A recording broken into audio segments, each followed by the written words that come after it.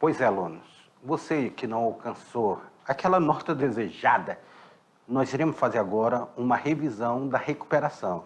Vocês tranquilamente vão recuperar essa nota e vão passar direto aí em História de Rondônia. Vamos lá? Na tela para vocês, aula de número 30. Olha aí, eu e o intérprete Sâmio aqui, o professor Beto aqui, o intérprete Sâmio, estaremos com vocês aí nessa jornada. Vamos colocar a canetinha aqui, colocar aqui Beto aqui para vocês não esquecerem aí. João Herbert, mas todos me chamam de Beto, né? E o Sâmio aí, nosso intérprete. Vamos lá? A aula que nós vamos trabalhar está relacionada à abertura da 364, Aloysio Ferreira, Caçambá da Cutuba e a educação patrimonial. São os assuntos que nós iremos trabalhar para fazer a avaliação de vocês, tá bom? Vamos lá? Olha aí, ó, aula de número 24.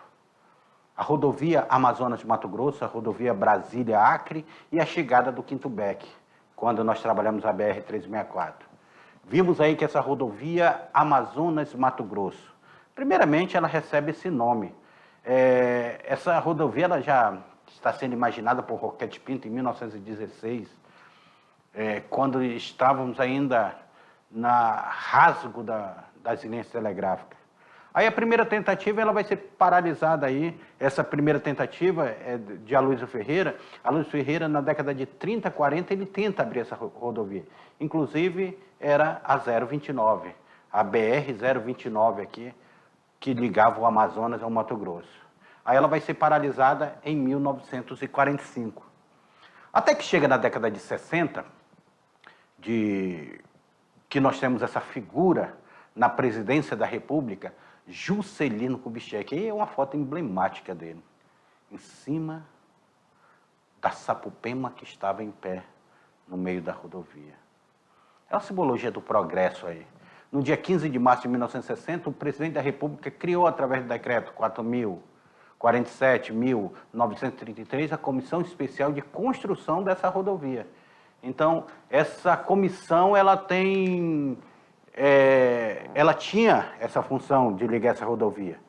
Tanto é que no dia 10 de dezembro, ela vai ser inaugurada em 1961. Essa rodovia, a abertura dessa rodovia. Agora eu quero que vocês observem que ela não está pavimentada, ela foi rasgada a floresta, foi amassada, colocado cascalho, mas ela não está pavimentada, ela não está asfaltada. A construção da rodovia, cuja ligação por terra com o centro-sul do país tornou-se, então, possível. Aí eu trago um mapa de vocês, o centro-sul do país, olha aqui, ó. Saindo, passa por Rondônia, atravessa o Mato Grosso, atravessa Goiás e chegando até São Paulo, aí essa rodovia. A construção da 319 esteve a cargo da empreiteira Camargo Correia, que vem para cá fazer essa rodovia. E ela vai ser terminada, pavimentada depois pelo Quinto Beck, que vem para cá com essa missão. Concluir essa rodovia. E também o Quinto Beck, ele tinha a missão de ligar essa rodovia, ligar também a Guajará-Mirim, fazer um outro trecho ligando até Guajará-Mirim. Olha aí, ó, trabalho de manutenção de 1960 a 1970 foi de grande importância aí pelo Quinto Beck. O Quinto Beck ligou o trecho rodoviário de Porto Velho a Guajará-Mirim. Chegada do Quinto Beck, então, trouxe visível transformação para esse território. Visível transformação aí. Aloysio Ferreira, nós temos aí Aloysio Ferreira. Quem foi Aloysio Ferreira? O que representa Aloysio Ferreira para a nossa história? E é importante nós observarmos que Aloysio, militar, indigenista, Aloysio Rondônia, as linhas telegráficas, Aloysio, diretor da Estrada de Ferro Madeira Mamoré, a vinda de Getúlio Vargas a Porto Velho. Então, percebam vocês essa importância que tem essa figura de Aloysio Ferreira. Aloysio Ferreira, que era um paraense, nascido em Bragança, lá no Pará, em 1897.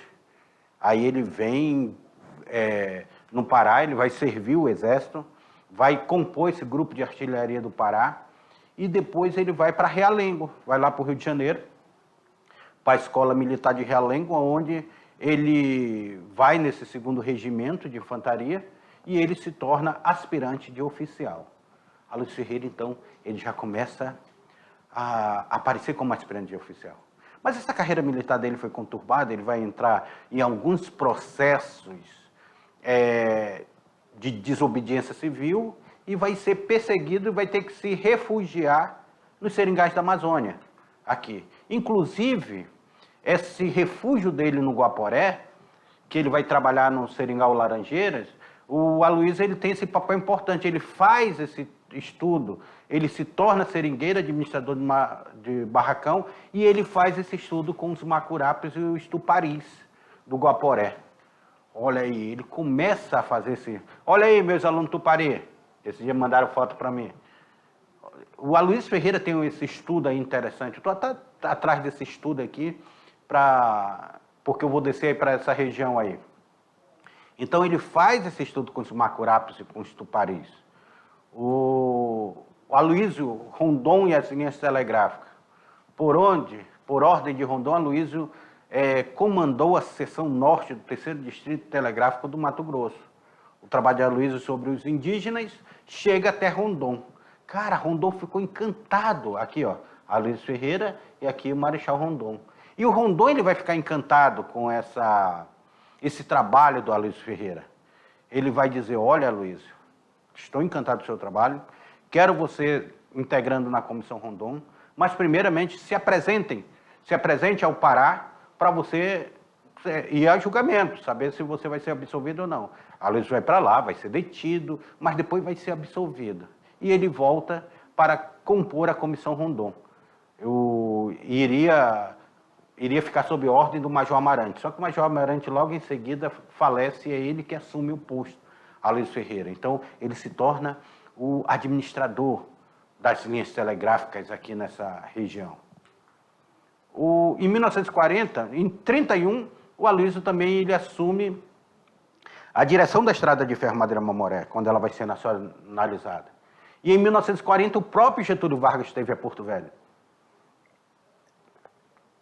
Eu quero abrir 2 detalhes para vocês. Um é o hidroavião, aquele avião que pousa na água, e outro era o barco a vapor, que ainda tinha por aqui. Esse barco a vapor aí, nessa chegada de Getúlio Vargas a Porto Velho, sendo recepcionado por Aloysio Ferreira.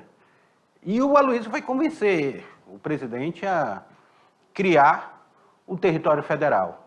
Tanto é que em 1943, o presidente Getúlio Vargas ele cria 5 territórios federais, que nós já vimos, o território federal de Ponta Porã, o território federal do Iguaçu, todos esses 2 desapareceram, não se tornaram Estado, mas 3 territórios que ele vai criar nesse momento vai se tornar Estado, que foi o território federal do Rio Branco, que se torna Roraima, e o território federal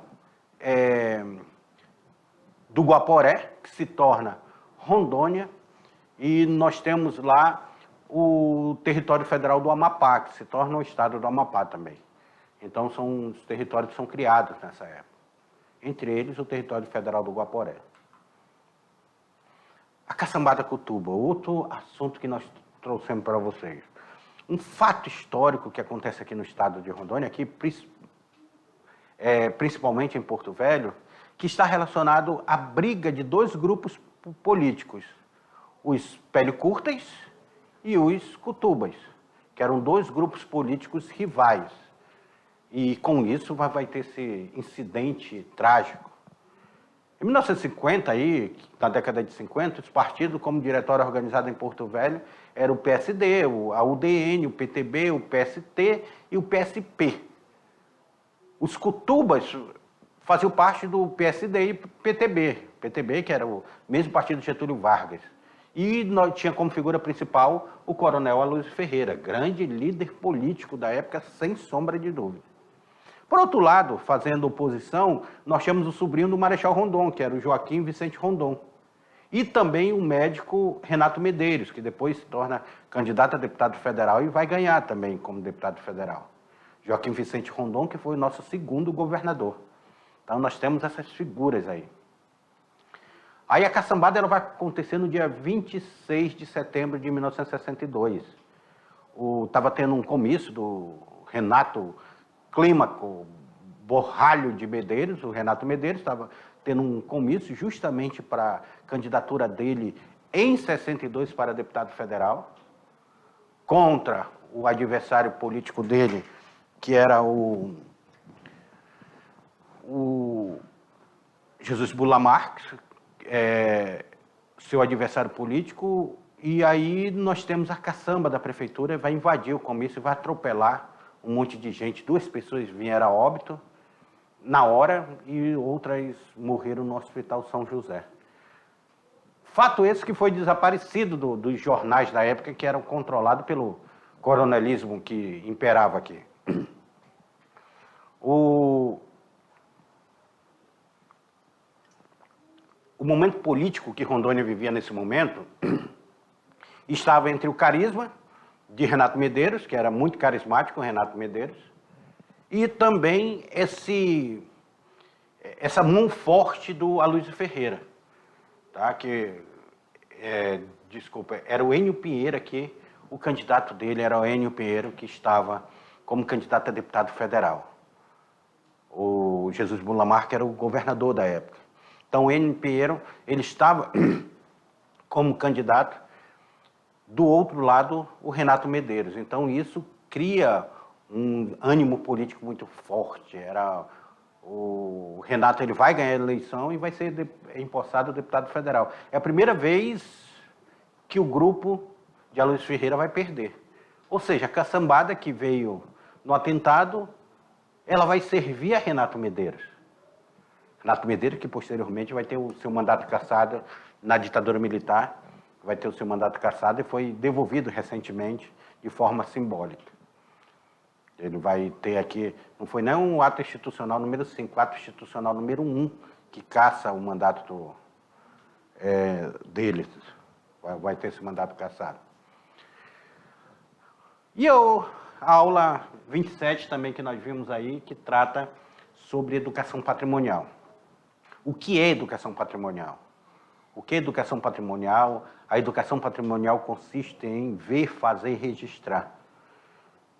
Uma aula maravilhosa sobre educação patrimonial que eu trago para vocês para essa revisão de recuperação.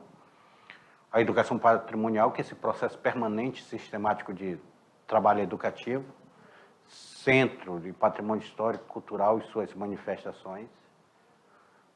Vimos que a educação patrimonial ela vem do termo grego pai, que significa paterno.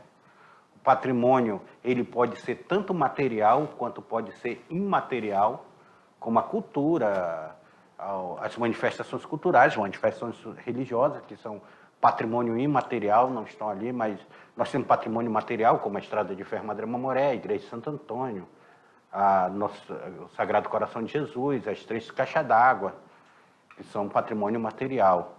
Mas nós temos também esse material, como a questão da natureza, os indígenas aqui, a cultura indígena que está dentro desse patrimônio material. Cada geração dá sua contribuição a uma forma diferente de patrimônio. Cada geração vai contribuir de uma maneira diferente. E aí essa contribuição chega até vocês e ela vai se agregando uma a outra até chegar para a nossa sociedade. Então, consiste nisso daí. Outra questão, a oportunidade dos estudantes de conhecer um pouco mais da cultura está dentro dessa educação patrimonial. A necessidade dessa educação patrimonial em que consiste nessa oportunidade de conhecer mais essa cultura local, seja na fazenda, seja na tribo, seja no Baixo Madeira, os ribeirinhos aí, seja no Vale do Guaporé. Todo lugar tem uma cultura diferente que precisa ser conhecido. A natureza, as festas, os costumes. Então, a educação patrimonial, ela consiste nisso daí, ó. Primeiramente, nós vamos observar. Observar aquilo que está sendo trabalhado, observar como está sendo trabalhado, de que forma está sendo trabalhado, observar o que tem ao nosso redor E aí, quando eu observo o que tem no nosso redor, que eu começo a dar importância àquilo que tem no nosso redor, eu vou começar a registrar isso daí. Eu começo a registrar aquilo dali de forma sistemática. Vamos registrar, olha, existe aqui a castanheira, então vou registrar aquilo dali como patrimônio. Qual é a importância da castanheira na cultura daquele povo? Castanheira que dá um fruto, que é vendido, que serve para o extrativismo vegetal. Aí depois nós começamos a explorar. Começa um processo de exploração. A gente vai explorar o que tem de mais patrimônio também na região, o que representa aquela castanheira, aquela dança, aquele costume, aquele conto, aquela lenda da região, para depois eu me apropriar daquilo. Agora eu sinto nessa apropriação que aquilo faz parte da minha cultura. Eu vou sentir nessa apropriação. Aquilo me pertence. E aí, esse ver, fazer e registrar. Então, aqui eu coloquei até um exemplo aqui de uma caminhada que nós fizemos em 7 quilômetros na estrada de ferro Madeira Mamoré, ó. Tanto de aluno aí, centenas de alunos aí saíram comigo, está aqui eu, está aqui o professor Lorismar, saímos nessa caminhada dando aula ao longo da estrada de ferro Madeira Mamoré. Passamos pelo Cainágua, passamos pelo pátio da estrada de ferro Madeira Mamoré, pelas oficinas, pelo girador, a rotunda lá, passamos pelo porto do Cainágua, que tem a hidroviária, aonde eram os antigos bairros de Porto Velho. Depois chegamos ao cemitério das locomotivas.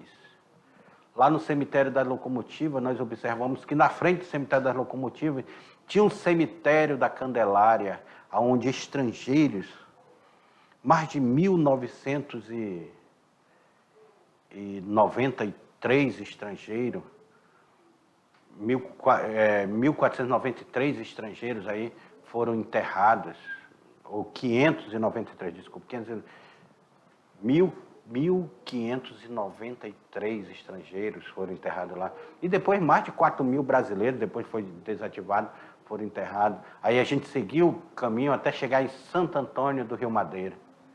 Então, os estudantes farão atividades específicas, roteiro básico de observação, debate e discussão sobre a conservação e as mudanças ocorridas na área.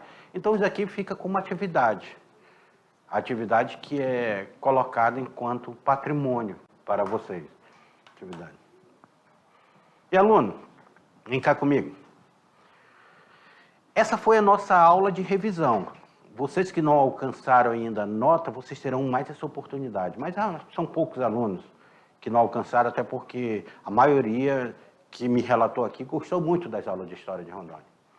Vocês irão agora fazer essa prova de recuperação, leiam com calma, com tranquilidade, releiam a questão, lembre das aulas que vocês assistiram e façam uma prova excelente. Eu tenho certeza que vocês irão obter muito sucesso nisso aí.